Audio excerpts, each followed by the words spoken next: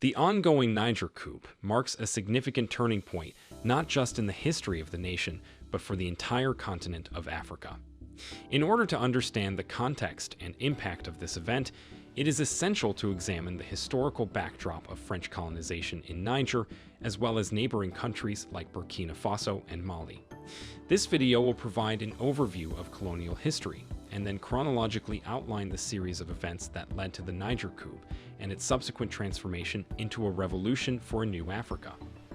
Back in the 1800s, European countries were basically playing a big game of who's in charge with each other. They were all about claiming huge chunks of land and making the most of whatever riches they found there. France was particularly interested in colonizing West Africa, so they went on this whole adventure to take over the region, and Niger, along with its neighbors Burkina Faso and Mali, became like the epicenter of France's colonial dreams. France's colonization of Niger can be traced back to the late 19th century, when European powers competed for control over Africa. In the so-called Scramble for Africa, France established its presence in the region, including Niger, through military conquest and treaties with local chiefs.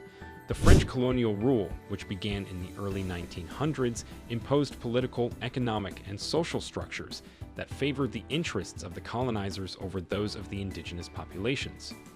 In the late 19th century, France established a colonial presence in Niger through military conquest and treaties with local leaders. Later on, in the early 1900s, Niger became an integral part of French West Africa, a federation of French colonies in the region. French colonial policies exploited Niger's natural resources, primarily uranium and other minerals, leading to economic disparities and limited benefits for the local population. In 1946, France granted Niger the status of a French overseas territory, allowing limited representation in the French Parliament. Late 1950s independence movements gained momentum across French West Africa, including Niger. And on August 3, 1960, Niger achieved independence from France, with Hamani Diori becoming the country's first president. In the years before and preceding 2010, Niger found itself entangled in a web of challenges, creating a volatile atmosphere within the country. These challenges ranged from political instability to economic inequality, all while allegations of corruption swirled around the government like a relentless storm. In the month of April 1974, a momentous event unfolded in Niger as Lieutenant Colonel Sani Kountchi orchestrated a military coup, effectively terminating the 14-year reign of Hamani Diori.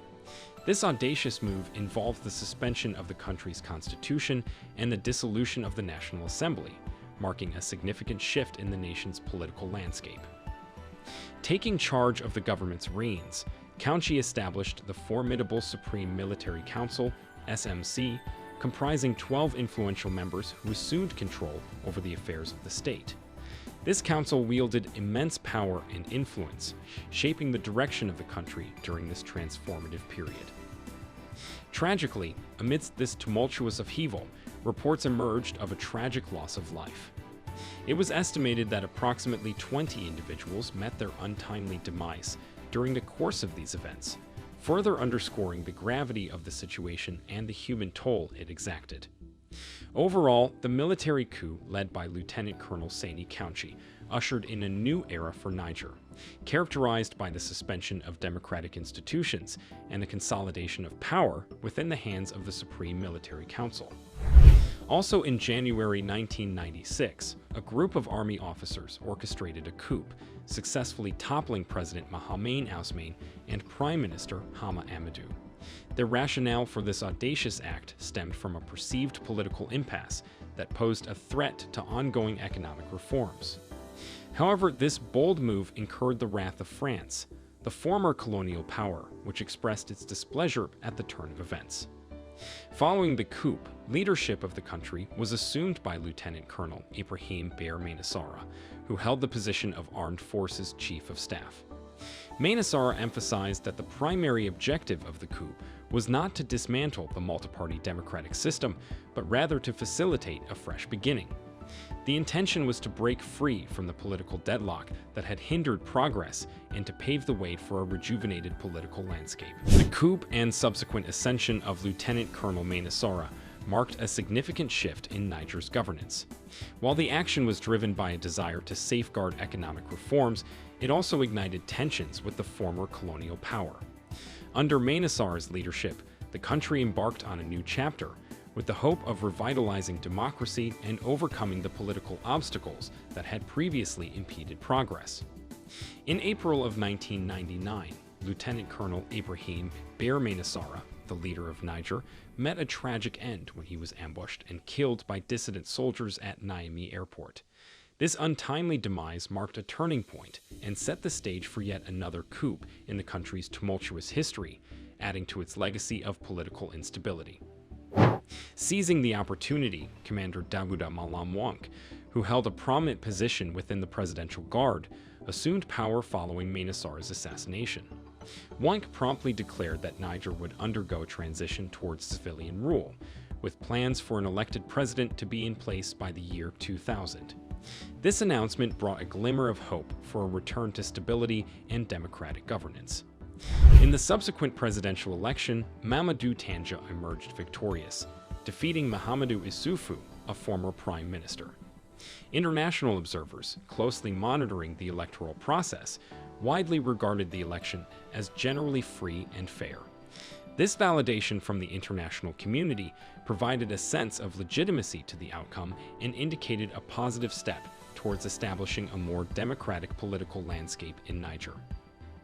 At the center of this tempest was President Mamadou Tanja, a figure who had held the reins of power since 1999.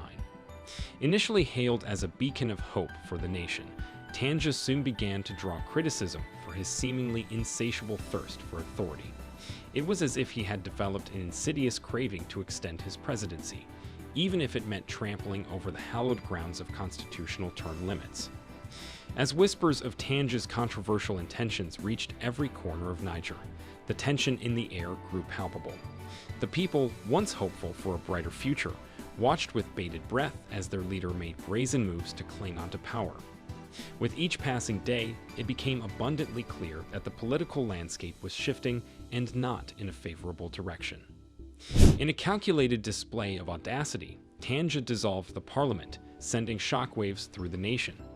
The very institution that was meant to safeguard the democratic ideals upon which Niger was built was abruptly dismantled, leaving the people disoriented and disillusioned. It was a treacherous maneuver that further deepened the rift between the government and its citizens.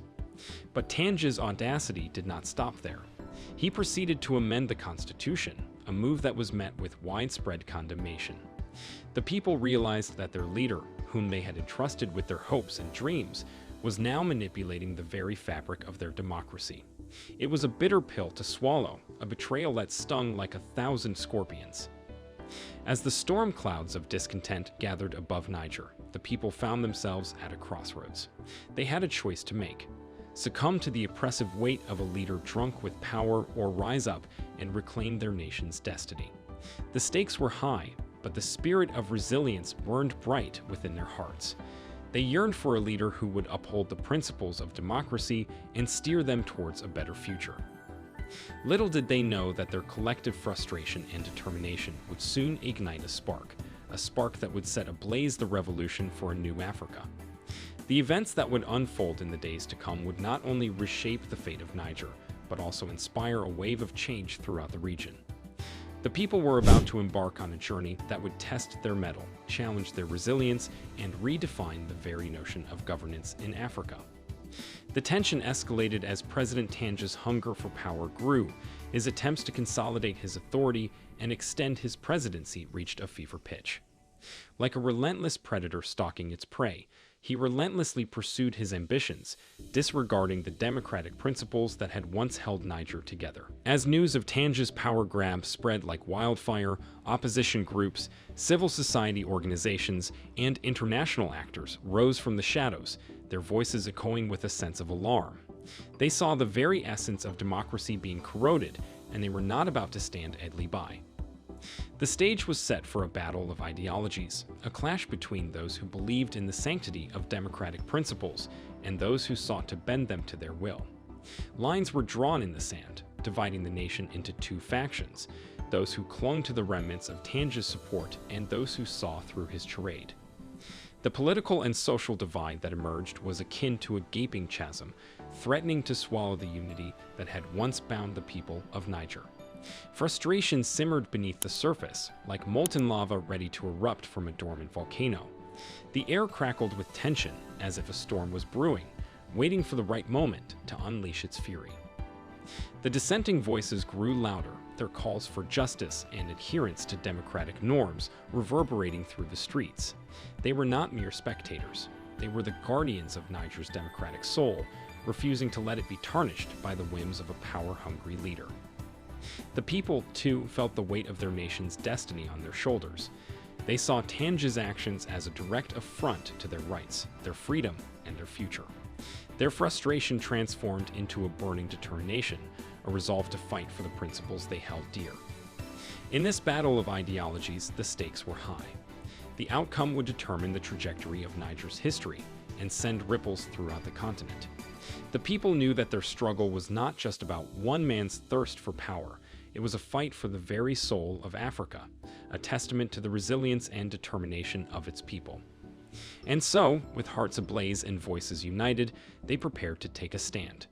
The stage was set, the battle lines drawn, and the revolution for a new Africa was about to be ignited. It was a pivotal moment, a turning point that would shape the course of Niger's future and inspire generations to come. The people would not back down. They would fight for their democracy, their rights, and their vision of a better Africa. On February 18, 2010, the simmering discontent within Niger reached its boiling point.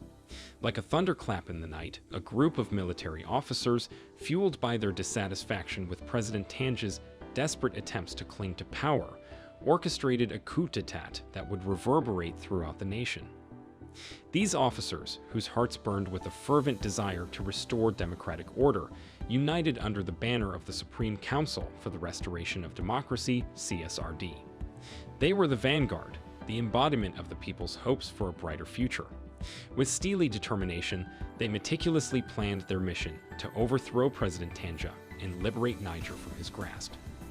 As the night unfolded, the streets of the capital city were shrouded in darkness, punctuated only by the clandestine whispers of the conspirators. They moved swiftly and silently, their steps guided by a shared purpose. In the shadows, they strategized, mapping out the intricate details of their audacious operation. The hour of reckoning arrived, and the coup began with a surge of adrenaline. Like a well-choreographed dance, the military officers executed their plan flawlessly. They seized control of key government institutions, their actions synchronized with military precision. The once mighty fortress of President Tange's regime crumbled before their eyes, leaving him disoriented and powerless. Amid the chaos, a figure emerged from the ranks of the CSRD, General Salou Djibo. With a commanding presence and unwavering resolve, he stepped into the spotlight, assuming the mantle of leadership. General Djibo became the embodiment of the people's hopes, their beacon of stability in a sea of uncertainty. The dissolution of Tange's government was swift and decisive. The once untouchable seats of power were emptied, their occupants scattered like leaves in the wind. The people, who had endured years of frustration and disillusionment, watched as their oppressor was toppled, their spirits lifted by the promise of a new beginning. General Djibo, now at the helm of the CSRD, took charge of the shattered remnants of the government. He understood the weight of responsibility resting on his shoulders, the expectations of a nation yearning for change. With determination etched on his face, he declared the establishment of a transitional regime, a bridge between the dark days of Tange's rule and the dawn of a new era. The nation held its breath as the CSRD set about the arduous task of rebuilding Niger. General Djibo's leadership brought a semblance of stability as he initiated measures to restore democratic principles, address economic woes, and root out corruption. The people watched with cautious optimism, hoping that their sacrifices and the courage of the coup would pave the way for a brighter future. The coup of February 18, 2010 would forever be etched in Niger's history as a pivotal moment of change. It was a testament to the power of the people, the indomitable spirit that refused to succumb to the shackles of oppression. The revolution for a new Africa had found its footing in Niger, and its impact would resonate far beyond its borders. But yet the journey was far from over. But following the coup, the CSRD initiated a transitional period aimed at restoring democracy and addressing the challenges faced by Niger. The junta implemented political, economic, and governance reforms, including the drafting of a new constitution and the establishment of a civilian-led government. The transitional regime sought to create an inclusive political environment, promote accountability, and laid the foundation for democratic governance. In 2011, Niger held presidential and parliamentary elections as part of the transition back to civilian rule. These elections marked a significant milestone, signaling the country's commitment to democracy and the peaceful transfer of power. Mahamadou Issoufou, a prominent opposition leader, won the presidential election and assumed office as the new president of Niger. Issoufou's administration focused on combating corruption, improving governance, and promoting economic development. The Niger coup had a profound impact not only within Niger, but also across the region of West Africa. The events in Niger served as an inspiration and catalyst for democratic movements and aspirations for change in neighboring countries. The successful overthrow of President Tange's regime sparked a wave of popular uprisings and protests in countries like Burkina Faso and Mali, leading to the overthrow of long-standing leaders who had overstayed their mandates. After the coup, Niger faced numerous challenges, including security threats from armed groups, economic disparities, and structural issues related to governance and development. The government, under President Issoufou's leadership, implemented measures to address these challenges. This included security sector reforms, regional cooperation to combat terrorism and insurgency, and efforts to diversify the economy and promote inclusive development. The Niger coup and the subsequent transition to civilian rule also had a significant impact on the notion of a new Africa. It demonstrated that popular movements and demands for democratic governance could lead to the removal of entrenched leaders and foster a new era of political change in the region. The events in Niger inspired citizens across Africa to demand accountable leadership, transparent governance, and respect for democratic principles. But the Niger coup did not just end here. On July 26, 2023, a dramatic turn of events unfolded in Niger as General Omar Chiani and the Presidential Guard took control of the presidential palace in Niamey, effectively imprisoning President Bazoum, which triggered widespread concern both regionally and internationally over the nation's stability. The military swiftly announced a series of measures, including the suspension of institutions, closure of land and air borders, and the imposition of a curfew, further heightening tensions. In response to these developments, Niger's foreign minister, Hassoumi Massoudou, appealed to the military to release President Bazoum and urged for dialogue to resolve their grievances. The Economic Community of West African States, along with the United States, France, and the United Nations, strongly denounced the coup, labeling it as unconstitutional and expressing their disapproval. Consequently, President Mohamed Bazoum was forcibly removed from power by a faction of soldiers led by Colonel Amadou Abdrahmane. Abdrahmane justified their actions by citing the deteriorating security situation and perceived mismanagement of governance. Under the new regime, Niger's borders were sealed, a nationwide curfew was enforced, and all governmental institutions were temporarily suspended, plunging the country into a state of political turmoil. In analyzing the series of coups that occurred in Niger during the late 20th century and in recent years, it becomes evident that the country has experienced a turbulent and volatile political history. The coups of 1974, 1996, 1999, 2010, and 2023 each brought about significant shifts in leadership and governance, leaving a lasting impact on Niger's political landscape. These coups were driven by various factors, ranging from perceived political deadlock and economic concerns to dissatisfaction with governance and calls for a fresh start. While some coups were met with regional and international condemnation, others were seen as opportunities for change and the potential for a return to stability. Throughout these tumultuous periods, Niger witnessed the rise and fall of political leaders, military involvement in governance, and the promise of transitioning back to civilian rule. The outcomes of these power struggles varied, with the establishment of military councils, the assumption of power by military leaders, and eventually the holding of elections. The international community played a role in monitoring the democratic processes that followed the coups, providing validation to the election outcomes when they were deemed generally free and fair. This external validation was crucial in enhancing Niger's credibility on the global stage and reinforcing the country's commitment to democratic principles. However, it is important to recognize that the political instability caused by these coups has had long-lasting consequences for Niger's development and governance. The frequent disruptions and changes in leadership have posed challenges to the consolidation of democratic institutions, hindered socioeconomic progress, and contributed to a sense of political fragility within the nation.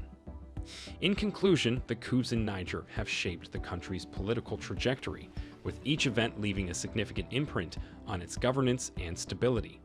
While there have been efforts to transition towards democratic rule, the legacy of these coups underscores the ongoing need for political stability, inclusive governance, and sustained socioeconomic development in Niger. Thanks for watching. Please remember to like and subscribe, as this would help our videos reach a wider audience. See you in the next one.